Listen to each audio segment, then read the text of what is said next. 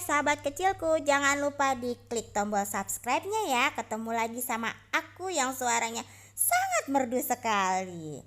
Aku mau cerita lagi, cerita. Aku mau cerita tentang budaya Indonesia lagi, karena masih banyak yang harus diceritain dan harus teman-teman tahu. Nah, aku mau cerita tentang Mataram kuno.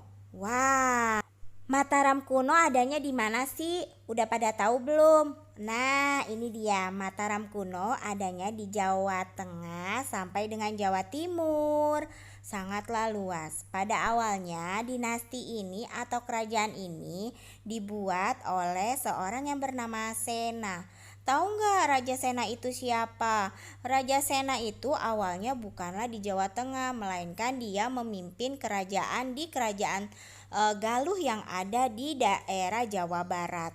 Lalu ketika pemerintahannya disingkirkan oleh saudara tirinya, akhirnya dia menyingkir dan membuat kerajaan baru yang bernama Mataram kuno, yang mereka pindah langsung kucuk ke Jawa Tengah. Nah, Raja Sena atau Raja Sana ini berkuasa di Mataram hanyalah bisa dibilang hanya sebentar ya, 7 tahun. Enggak, biar cuma 7 tahun. Raja Sana sudah mempersiapkan anaknya yang bernama Sanjaya untuk memimpin Mataram kuno. Nah, di situ Mataram menjadi kerajaan yang sangat makmur. Raja Sanjaya pun wafat dan digantikan oleh anaknya yang bernama Rangkai Panangkaran. Ketika itu Rangkai Panangkaran diberikan wasiat oleh ayahnya untuk berganti kepercayaan menjadi kepercayaan Buddha, dan di situ dimulainya dinasti Sailendra, atau kalau buku-buku bilang sih Wangsa Sailendra. Setelah Rangkai Panangkaran menjadi pemimpin, lalu Panangkaran wafat digantikan oleh Rangkai Panunggalan dan digantikan kembali oleh Rangkai Warak. Setelah Rangkai Warak wafat digantikan oleh Rangkai Garung dan sampai akhirnya ke Rangkai Pikatan.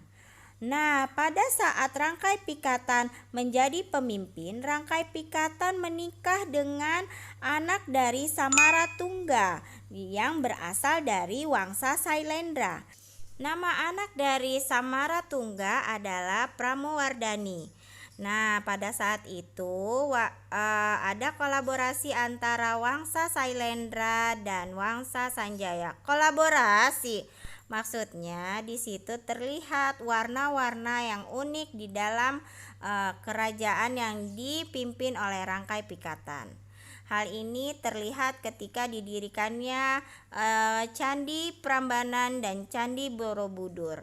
Candi Prambanan mewarnai kepercayaan Hindu dan Candi Borobudur mencirikan kebudayaan Buddha. Inilah pada masa zaman Rangkai Pikatan.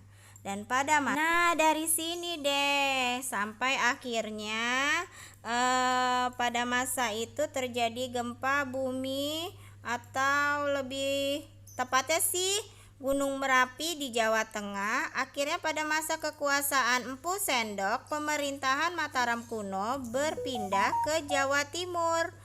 Waduh, berpindah, semakin lebar aja kekuasaan Mataram. Nah, cerita-cerita ini bukan bohong belaka, ada loh di dalam prasasti-prasasti.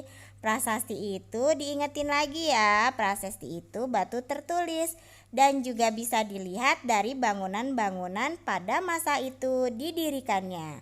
Oke deh, sekian dulu. Terima kasih banyak. Dah.